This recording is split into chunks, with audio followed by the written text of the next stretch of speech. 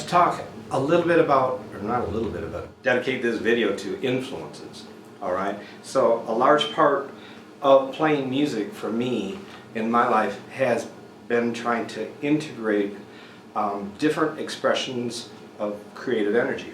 So what I do is I look at different cultures, their expressions, whether or not it's dance, architecture, literature, and I spend a lot of time cultivating like a broad sweep of listening, learning, tasting what the world has to offer. Then I try to spend a lot of time real quiet with nature, which is actually a whole other subject that we could talk about.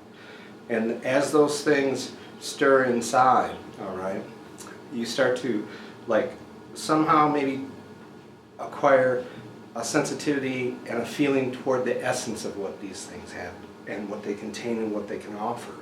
So what I do is there's been certain pivotal points in my life. One was discovering the work of Joseph Campbell and his work dealing with mythology, incorporating an integral way of looking at the world. All right, that really started to feed my interest in different types of music, and also not only that, exciting certain areas inside and stirring those so that you can have an unlimited, really, resource for creating.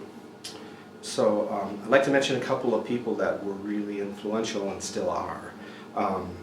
Ken Wilber's work, there's a book which is a collection of his writings. It's called A Simple Feeling of Being. I highly recommend that. That's like one of those types of things you can carry around with you and refer to often and receive very stirring, energetic, ideas. Okay. Another is the visual artist, the world of visual art. Egon Schiele, the Viennese artists, Kokoschka, Klimt. You spend time almost ruminating, meditating on their visual works, and you can start to hear things. You can start to feel things. Louis Bergon, architecture. I spend a lot of time looking at balance, proportion, and those things, whether or not it's even in dance, all those influence you and can start to change and influence the way you express yourself. All right. Another is poetry. Neruda. There was a book called 20 Love Poems and a Song of Despair, which is highly recommended. Love poetry, all right? Yearning, despair, joy. All those types of things can influence your being and therefore what kind of musician you turn into, all right? And are, all right?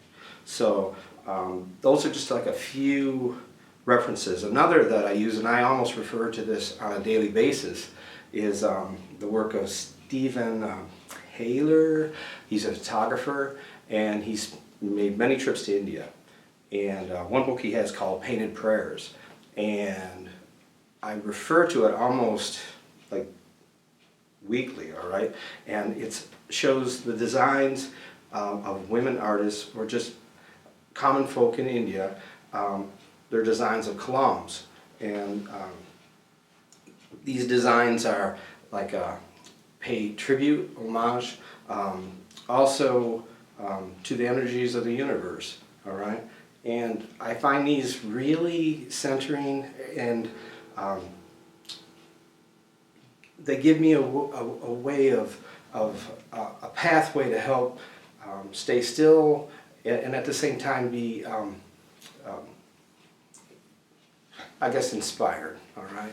So again, it's not just about music. I talk to my students about that too. It's about all forms of creative expression and that energy and how you can contribute in this world. I think artists, we as artists, that's one thing we are here for, and is to help raise the level of consciousness, awareness, and to help create a more integral way of looking at the world.